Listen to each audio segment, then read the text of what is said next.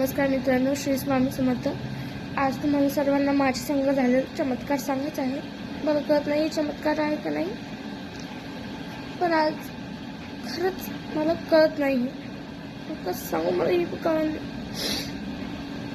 आज मी खूप खुश होते. मी विचार केला की आज मठात जाते आणि पेढे घेते आणि स्वामीला पेढे देते, कारण पहिली सुरुवात स्वामीपासूनच करायला पाहिजे. मी विचार केला, आम्ही पेढे घेतले आणि आम्ही मठात जायचं. नेमकं जो गेट होता ना, आम्ही तिथं पाय धुत होतो आणि तिथं काय झालं, एक काकू आले माझ्याकडे. ते मला बोलले की 20 रुपये असले तर दे. मी बोलले की काकू माझ्याकडे पैसे नाही आहे. आणि त्या बोलले 50 रुपये असतील तर दे. 50 रुपये असं ना तुझ्याकडे दे मला.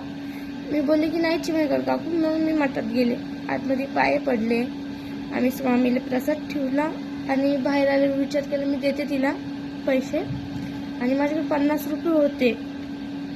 मी नाही दिले तिला. आणि मग बाहेर आल्यानंतर बघितलं आम्ही तिला, दिसलीच नाही मला. अचानक गायब झाली ती. म्हणजे आम्ही तिला शोधलं तिथं, पण ती दिसलीच नाही. अचानक अशी गायब झाली ती.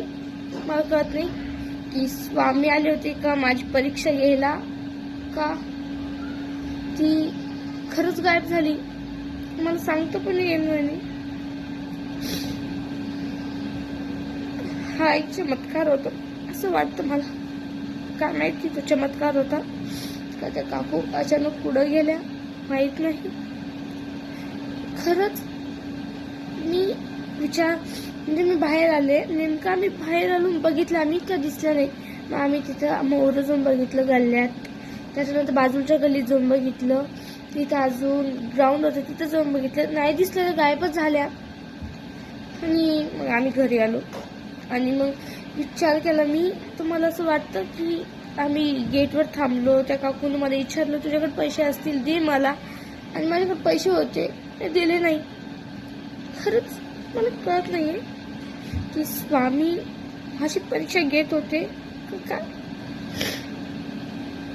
खरंच मला सांगताना सुद्धा काटे यायला लागले अंगाला.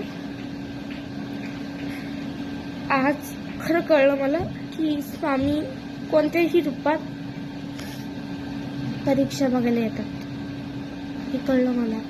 आणि आज साक्षात अनुभव बी घेतला मी की स्वामी खरंच परीक्षा बघायला येतात. आणि मी देणार होते, दिसलेच नाही. आणि मी आधीच मला वाटलं की त्यांच्याकडे पैसे असतील, त्या चांगले होते दिसायला काकू. नाही वाटलं असंच मंदिरात